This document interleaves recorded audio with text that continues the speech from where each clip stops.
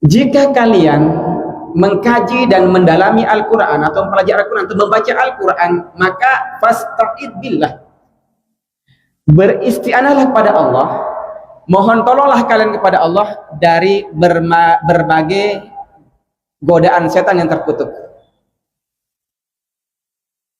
Nah, kita berbicara ini kan tentang setan ini. Kapan kira-kira permusuhan setan pertama kali dengan nenek moyang kita Adam alaihissalam? Dijelaskan dalam Quran surah Al-Baqarah ayat 43. Allah katakan begini. Bismillahirrahmanirrahim. Ayat 34 ya.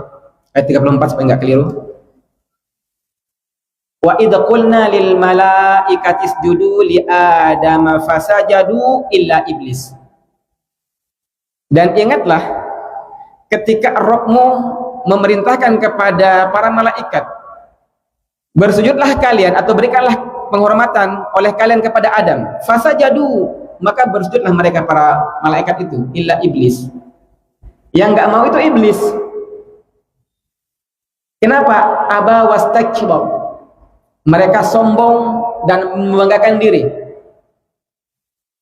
Maka Allah katakan karena sombong dan membanggakan diri, Allah katakan wa kana minal kafirin. Maka dia iblis itu termasuk orang-orang yang ingkar. Nah, permasalahannya, kenapa si iblis itu tidak mau bersujud pada Adam? Dijelaskan dalam Quran surah 7 ayat 12. Ditanya ini iblis oleh Allah. Begini kata Allah. A'udzubillahi minasyaitonir rajim. Ma mana'aka alla tasjuda id amartuk. Iblis, apa sih yang membuat dirimu nggak mau tunduk, nggak mau patuh di saat aku memerintahkan kepadamu agar bersujud pada Adam? Apa kata iblis? Ana khairum min. Aku lebih baik dari Adam. Khalaqtani min narin wa khalaqtahu min tin. Engkau ciptakan aku dari api, sedangkan engkau ciptakan Adam dari tanah.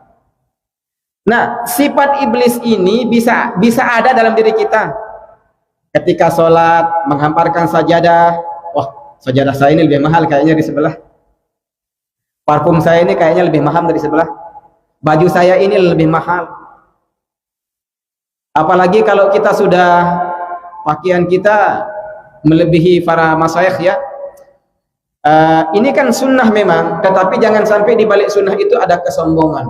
Ini saya ingatkan diri saya. Kita pakai gomis yang luar biasa baru belajar Islam ini. Jangan sampai ada yang mengindikasikan ucapan ini sama tentang apapun. Silahkan pakai pakaian sebaik apapun itu sunnah, tetapi jangan sampai kita tidak mampu menjaga hati dengan pakaian kita. Itu maksud saya ya. Pun demikian dengan jabatan-jabatan. Saya ini kan bupati, saya ini kan camat dan lain sebagainya. Hingga kita bisa meremehkan dan menyepelekan orang lain dengan harta kita, dengan tahta yang kita miliki dan lain sebagainya. Maka sifat dan sikap iblis itu bisa saja ada dalam diri kita. Na'udzubillah, summa na'udzubillah. Yang saya muliakan, dalam tafsir Ibnu Katsir dijelaskan tentang bagaimana si iblis itu. Jadi Allah katakan bagi Rasulullah mengatakan begini, inna syaitana wadi'un khutmahu fi qalbi ibni Adam. Sesungguhnya setan itu meletakkan belalainya di hati anak Adam. Nah, siapa anak Adam itu? Ada yang merasa tidak jadi anak Adam di sini? Akan dijelaskan dalam Quran surah 2 ayat 21. Nah, nanti dibaca secara rinci itu tentang hakikat hidup ini. Ya, Allah memperkenalkan dirinya. Insyaallah mungkin nanti kalau ada waktu kita sampaikan ini. Sesungguhnya syaitan itu meletakkan belalainya dalam hati anak Adam. Fa inda karallahu khanasah. Ketika yang penuh gosami ini berzikir, ingat kepada Allah, khanasah. Dia menarik diri, dia pergi, dia berlari, iblis itu. Wa innus ya. Tetapi ketika kita lupa berzikir pada Allah, iltaqama qalbu, maka dikunyah-kunyah hati kita. Fadzalika waswasil khannas. Itu yang dikatakan waswasil khannas.